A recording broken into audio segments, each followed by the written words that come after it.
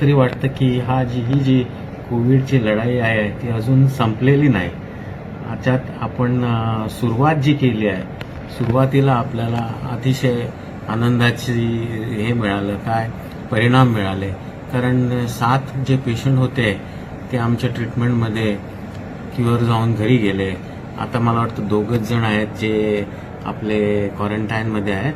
बाकीचे 5 जण घरी जाऊन ते आपले फॅमिली लाईफ एन्जॉय करत आहेत.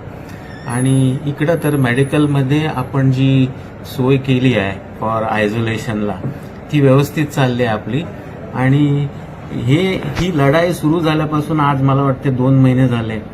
पुष्कळ लोकांना, आपले मेडिकल स्टाफ, नर्सेस, डॉक्टरना एक सारखे काम करून एक प्रकारचं जे मोनोटोनी झाली होती ती आज या आपल्या नेव्हीने जे काय जेस्चर दाखवले की आपलं वरून आम्हाला गार्लँड करायचं मेडिकल कॉलेजला, हे एक मोठं अत्यंत चांगली गोष्ट आहे. आणि एक हे विचारच मोठा असल्यामुळे आपल्याला आपल्या सगळ्या वर्करना, फ्रंटलाईन वर्कर्स आहेत त्यांना एकदम आनंदाची बातमी झाली.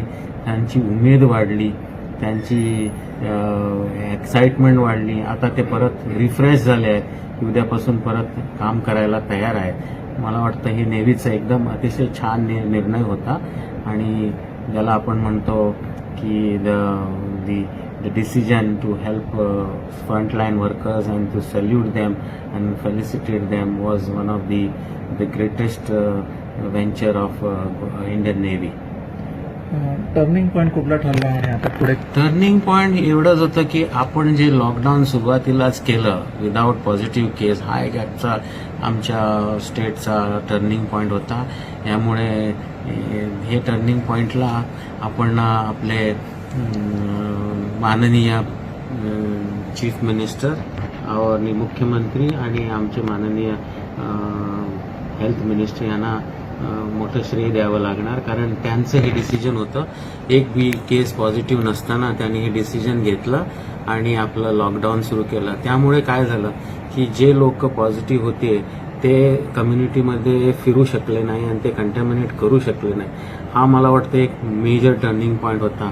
आणि त्यानंतर जे आपण केसेस ते डायग्नोज करून त्यांना कंटेन केलं आणि क्युअर केलं, त्यामुळे 3 एप्रिल नंतर आपल्याला गोव्यात एक पण अशी पॉझिटिव्ह केस सापडलेली नाही आहे.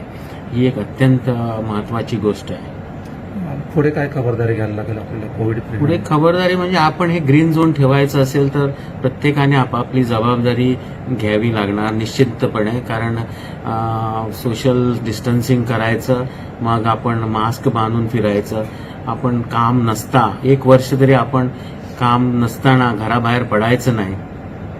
उगाचच रस्त्यावर क्राउडिंग करायचं नाही, गर्दी करायची नाही. आणि जे अक्रॉस दी स्टेट येणार, across the border, specially medical ट्रीटमेंटसाठी जे लोक येणार गोव्यात, त्यांचं आपण टेस्टिंग करावं लागणार, त्यांना आपण आयसोलेशन करावं लागणार. आणि सगळ्यांनाच असं सस्पेक्ट समजून अक्रॉस दी बॉर्डर असतात त्यांना आपण त्यांची जर खबरदार घेतली आणि त्यांचं जर व्यवस्थित टेस्टिंग केलं तर आपल्याकडे परत हे ग्रीन झोन तसं राहून जाईल.